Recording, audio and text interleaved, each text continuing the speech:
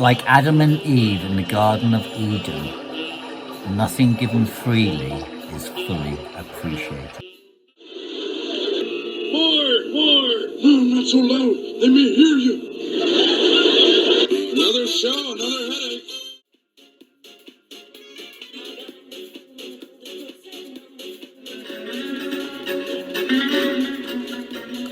Fear, rejection,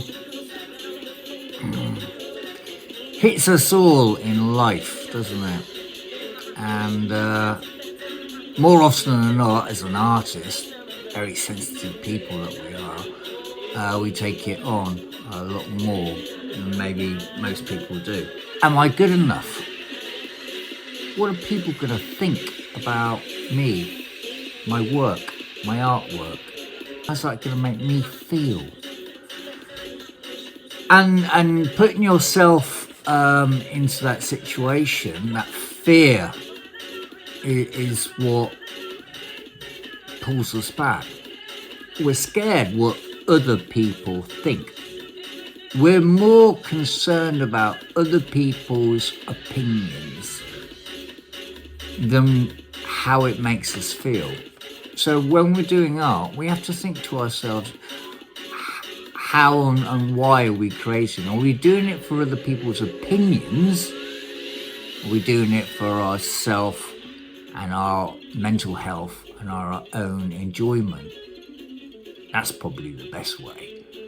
Because if you're doing it for other people's opinion, you're obviously looking at doing it for recognition, and you're looking for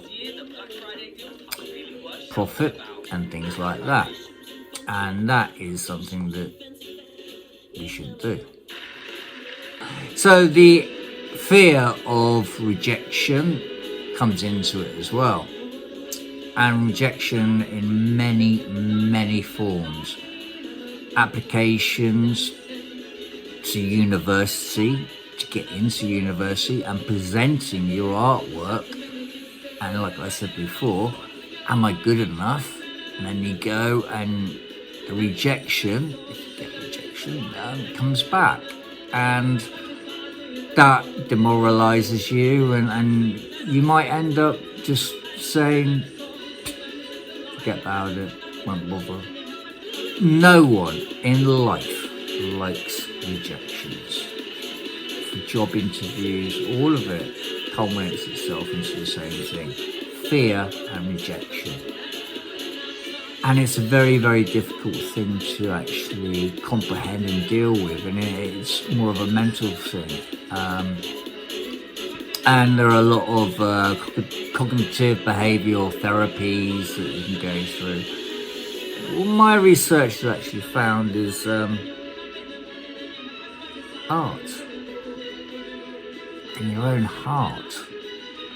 Put that together, actually, you can never lose, really, because if you're creating and you get the enjoyment of creating art that other people might appreciate, or they might not, they'll have their opinion, but the whole essence of that creativity has made you feel really good, you don't need recognition at all. You know, it's not part of the equation.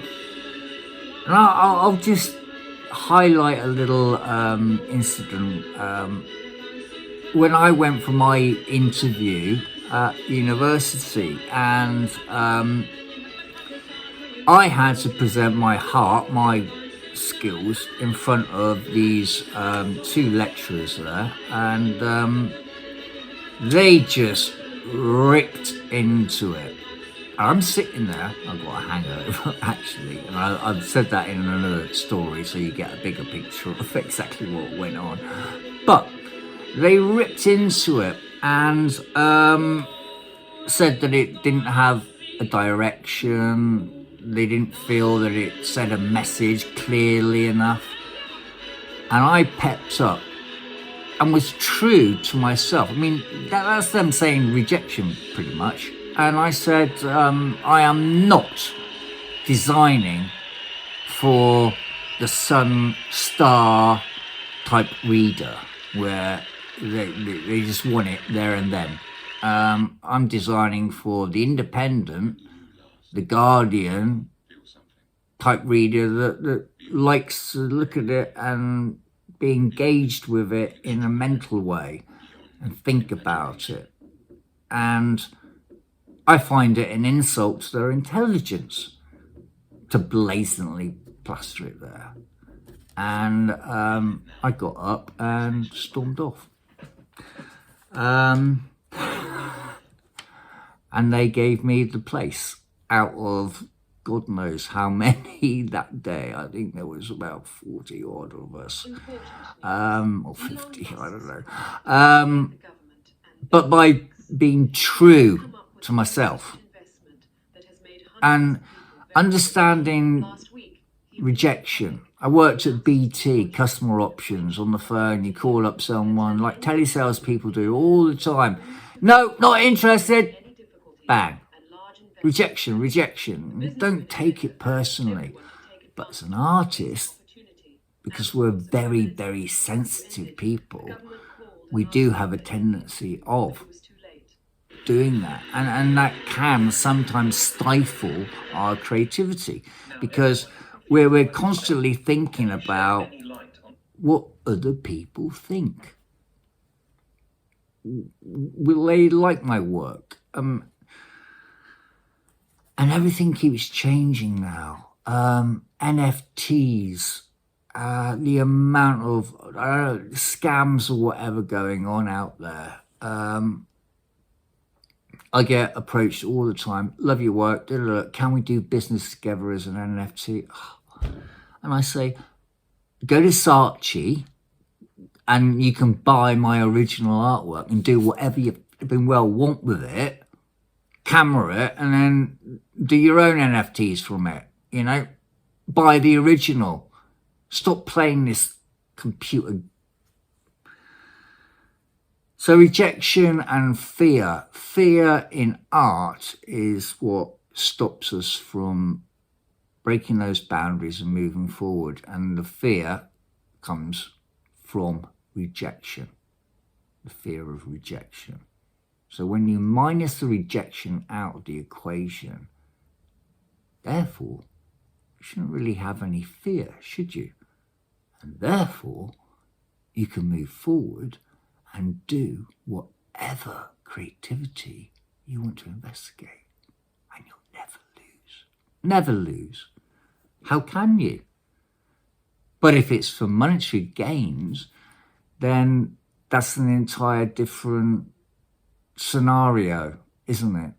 And I hope, I'm just going to close this off because there's lots of other videos that you should be watching because it covers a lot of this subject that I've just said. This is just a small snippet.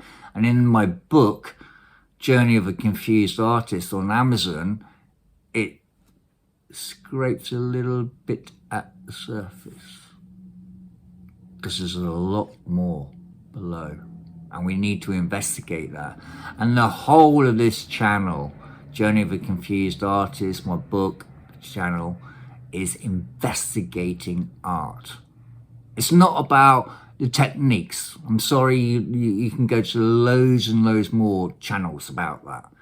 This is about investigating art, the fraud, forgery, tax evasions, you know, how it works, who are the players in the art world and the art market, how does it work, you know, and also psychology. How do you overcome fear and rejection? That's just one part of the big picture that I'm trying to investigate.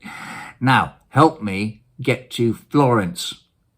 Below, in the comments section, you'll find a list of how you can help me. So, get on the case and help me. Look forward to seeing you, subscribers, on the next one, and look forward to more subscribers joining in. Mwah. Credit to his race. What race is that? The 100-yard dash.